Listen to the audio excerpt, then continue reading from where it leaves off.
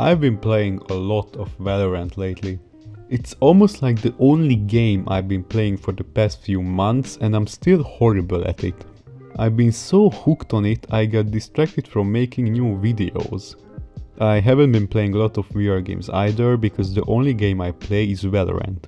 I know that sounds pretty bad and I know I should seek help, but instead of doing that I started training myself so I could become better at the game.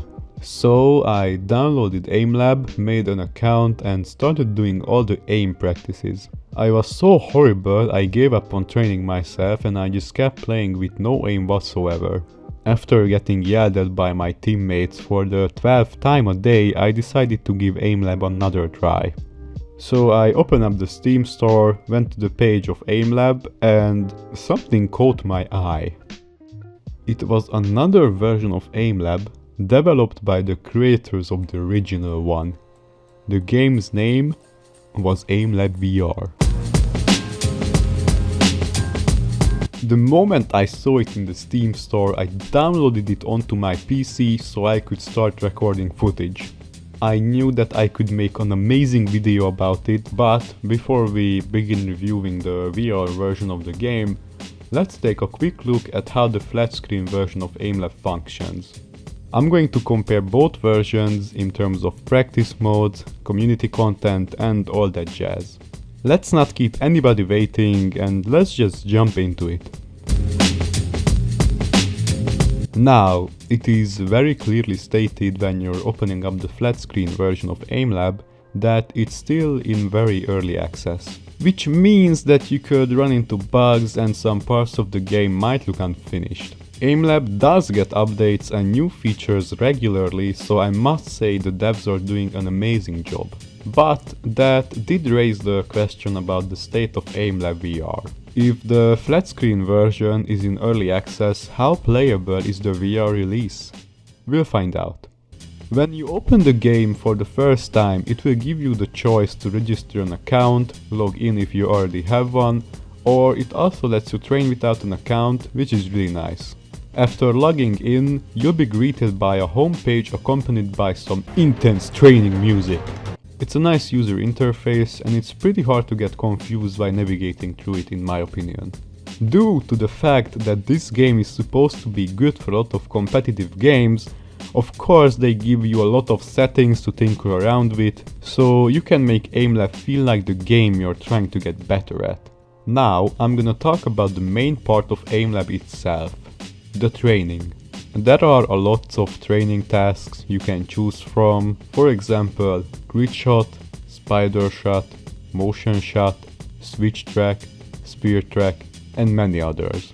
There are literally thousands of training tasks you can try out for yourself at any time. There are some main training modes you can try, and after you're done with the training itself, you will get a detailed report of your performance. You can also see how well you did on global scoreboards and etc. There's also game-specific training modes, so if you're trying to get better at Valorant, you can try the Fracture Heaven Operator training for example, or many others. There is also community content, which means you can make your own training maps or just try out someone else's. The editor they give you is pretty user-friendly and it's always nice to see community-made content in my opinion. There's Steam Workshop integration too. This is already really good, but that's not all. There's a video section where you can watch videos about game tips and many other things like Valorant, CSGO, Apex and the list goes on. I don't know how many people actually use this feature, but personally I think it's a nice one. Unfortunately, this feature was removed silently in an update a few months ago. My guess is that no one really used it, and why go to Aimlab to watch videos when there's YouTube? If you feel like videos are not enough for you, there is a way to get coaching too. Just click on that menu button and you'll see a selection of people who you can choose from. It's a great feature for people that are really invested in getting better at certain games. Unsurprisingly, it's a paid feature powered by a company called Playerbase. Still, it's a nice thing to have. Skin purchasing is also an option if you're into that. And you also support the developers who are working on Aimlab. I'm not a person who's into skins, but I can totally see some people buying them. Curious about your Valorant stats? Connect your Riot account and you can view them. Even though it's not telling you a lot about your stats, it's still a really nice thing to have. You can see your most played agent and weapon, your rank, and some stats of your last 20 matches with a recommended training task for you. Now, I didn't cover the entirety of Aimlab because there's also a VR version we have to take a look at, but I hope you get an idea of what this game is about. Overall, Aimlab is a great fun way to train your aim in my opinion, and it's free. It's easy to use, is worked on actively, and it can actually improve your skills if you use it regularly. We took a good look at the flat screen version, now it's time to turn on your VR headset and hop into some VR aim training. Keep in mind that this game is only released on Steam, so it's only available for PC VR. Even though it's most likely Quest compatible since Aimlab does not have any fancy graphics, and it will definitely get some attention on the App Lab. But whatever, with that out of the way, let's begin. Opening the VR release, I was greeted by a splash screen welcoming me in the Aimlab VR experience. I also found myself in the grid shot training area, and it was so weird to see it in virtual reality. I felt so small, everything had scale. The first thing I noticed was a gun in my right hand with a laser beam on it for better accuracy. And on the top of my left hand I found a score counter and a timer. After clicking on continue, a text showed me more information on how to control this VR experience, and it's pretty straightforward. Trigger to shoot and click, Y and B to bring up the task menu, and that's all. Nothing complicated. After that, you're in the game. Now there's only a huge play button separating you and Gridshot from beginning that sweet training.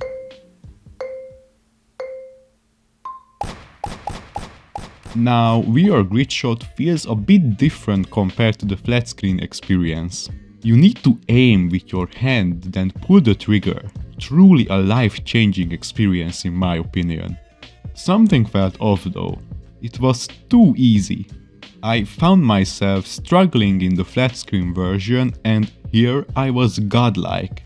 Then I realized that Pavlov does not let me aim with a huge laser sight in the game. So if you're actually looking for a real training experience, I highly recommend turning that off. Anyways, it's time to look at the features that this VR experience has to offer. There are 11 training modes to choose from, and 8 of them are ones you can also find in the Pancake version very easily. There are also 3 other tasks I talk about later in the video. All of these are pretty basic, but I think they're a great form of aim training. Something that I found pretty interesting was that after I turned off the laser sight, I had to close my left eye and stabilize my hands to aim. It feels way more realistic. Now I know that this is really common in all VR games, but it's still way more different than just moving your mouse and clicking. Speaking of tweaking with the settings, you get a good amount of options to tinker around with, but of course not even close to the amount we've seen in the original game. From choosing a dominant hand to turning weapon and hit sounds on or off. Though there aren't a lot more to customize in VR in terms of aim personalization, since there aren't any crosshairs, mouse sensitivity or other things like those. After you finish with a training task, you don't get any kind of report on your performance, you just get a scoreboard in front of you with the top 10 players and a choice to play again. If you get bored of the main training tasks, you can try out the 3 other training modes that this game has to offer. First one is Targets of Terror 2, which is a survival-like monster killing minigame where you have to kill the monsters coming at you.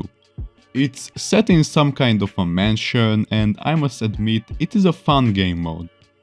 The second one is Rhythm Task, which is like an Osu-like rhythm game mode where you shoot the spears appearing at the beat of the Valorant champion's main theme. It also has some cool visualizer which make you feel truly immersed in the song. It reminds me of that one VR OSU client called MC OSU, which is available on Steam if you'd like to try it out.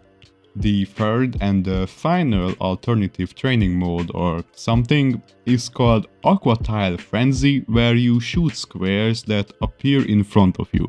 It's like grid shot, but a bit more different. And these are all the training exercises you can try out. Hi, it's still me. It turns out that there was another training mode in this game for a limited time called Arcane. It was a carnival-like shooter related to League of Legends. It's not for aim practice, it was just a promo for the Arcane event in Valorant. It probably got removed because the event was over. Thankfully, a YouTuber by the name of Substatica preserved the gameplay of this promo experience. I'm also going to leave a link to his video in the description below. He also does some great VR content, so yeah, check his channel out.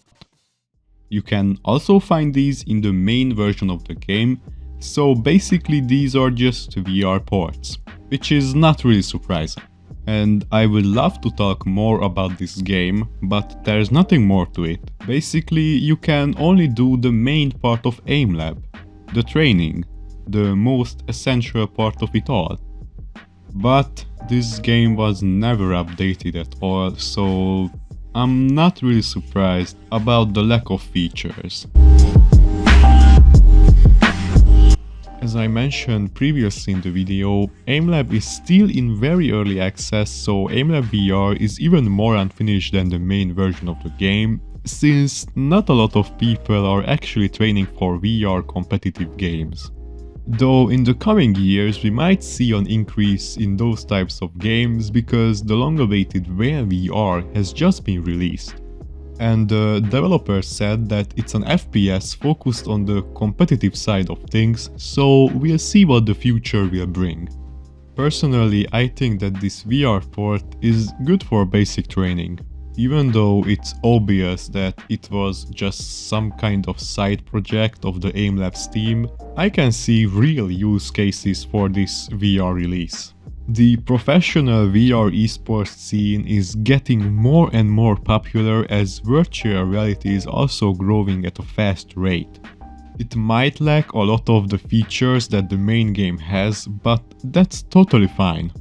Of course, they could have worked on it way more, but keep in mind that it's fully free and developing a VR game is really hard. So props to the people who made this port. The project hasn't gotten big updates since its release in December of 2021, but I'm hoping that the devs will pick it up later in the future. I think it has a lot of potential as the competitive VR game market is growing slowly. In conclusion, Aimlab VR is a great tool for training yourself for competitive games, but it could use a lot more polishing. There's a lot of work that could be done, but I don't think the devs are going to focus on this small side project when way more people are actively using the more polished Flatscreen Release. Ironically, it kind of feels like a tech demo, like how most VR games feel like to people who try it out for the first time. But it does not have any noticeable bugs, so kudos to the devs for that. Again, a Quest 2 port could make it way bigger because most of the VR users are playing standalone. And the Quest 2's market share is really huge and it keeps growing. Would I recommend Aimlab VR? If you feel like you're bad at Pavlov or other VR shooters, this game would be perfect for you. Or if you're bored out of your mind, you could try it out. It does what it's supposed to do after all. It helps you train your aim. Thank you for watching this video, and if you watched this entire thing, double thank you. Anyways, if you'd like to see more content like this, check out my channel or subscribe even, it's totally up to you. I rarely post videos, but hey, here's one. This one took way more time to make than I expected, but great things are on the way. I see y'all in like 8 months or something.